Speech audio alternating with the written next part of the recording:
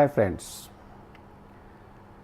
any part of the world, any country, any society, any community, these days everywhere people are full of complaints about their children. Be it the parents of young children, 2, 3, 4, 5, 7, 8, 10 years, or be it the children of the adolescents like 12, 13, 14, 15, 16, or even the parents of the older children. Everybody has complained. My children do not listen to me, my kids do not study, my kids misbehave, my kids are confused, my kids are eccentric, my kids are doing this wrong thing, that wrong thing, lost in mobile phone, they do not sit with us, so on and so forth. I have been listening to such stories for last almost 38 years from thousands of parents, and I have been wondering, are only children at fault? Many of the parents who are craving about today about their children, not so long back, hardly 25, 30 years back, they themselves were the same age kids of their own parents. And today, after 25, 30 years, they have become parents.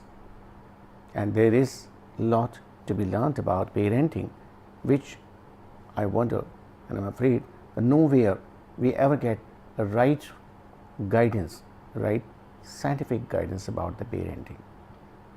We just get married, we become parents, we become father or mother, biological process, and then we are expected to just take care of them by giving them gifts, by giving them feeding, by giving them food, and when they grow up, by taking them to a nursery or subsequent schooling.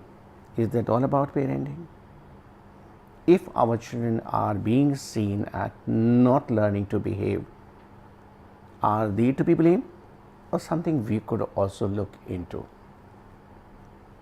I have tried to look into, not few, rather few hundred, not few hundred alone, rather few thousands parents' life. Why do children behave the way they behave? Why their behavior is not being approved? Why their behavior is not being seen as appreciable? And I would share with you just one or two insights right now in this brief segment. When child comes into this world, what does he see around in the house? Does he see the happiness? Does he see his parents being happy? Does he see the joyfulness in the house?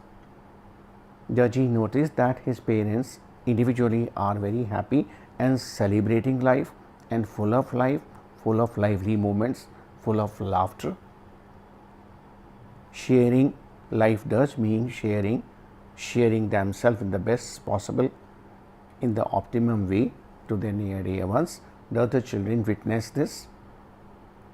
Do the children witness this? Do they experience this?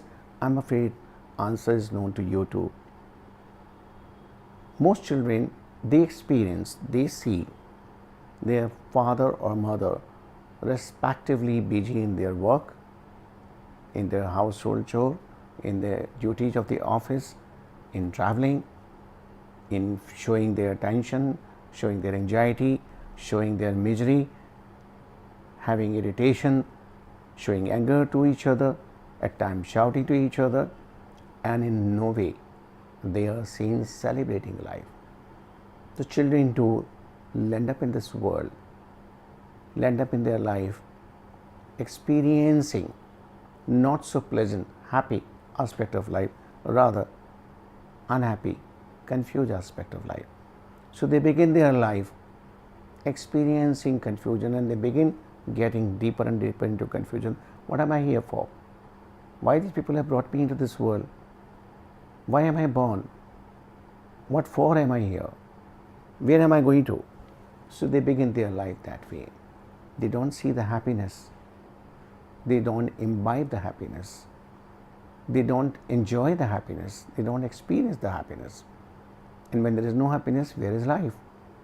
So they begin their biological life devoid of psychological life or psychological happiness. So they'll end up doing one after another wrong things because they are confused. And we, the grown-up parents, blame them that you don't do this, you don't do that. you do that thing undesirable, you do that thing which is not very healthy, and we accuse them, we raise finger at them. Here's a brief message to all of you. Next time, when you raise your finger, when you raise your voice towards your child, think again. Is he solely to be blamed? Is he exclusively to be held accountable? Is he that wise as we are? Is he really fully knowing what he is doing? And if we think that he is accountable and he is knowledgeable and he is solely responsible whatever he is doing, before that, we are more knowledgeable, we are more accountable, we have to owe more responsibility. What are we doing? So next time, go slow in accusing him, go slow in blaming him, go slow in expressing your frustration, and expand word focus on understanding him. He just needs your understanding. He just needs your acceptance. He just needs love from you. All these words may sound simple, but there's a lot we can talk about.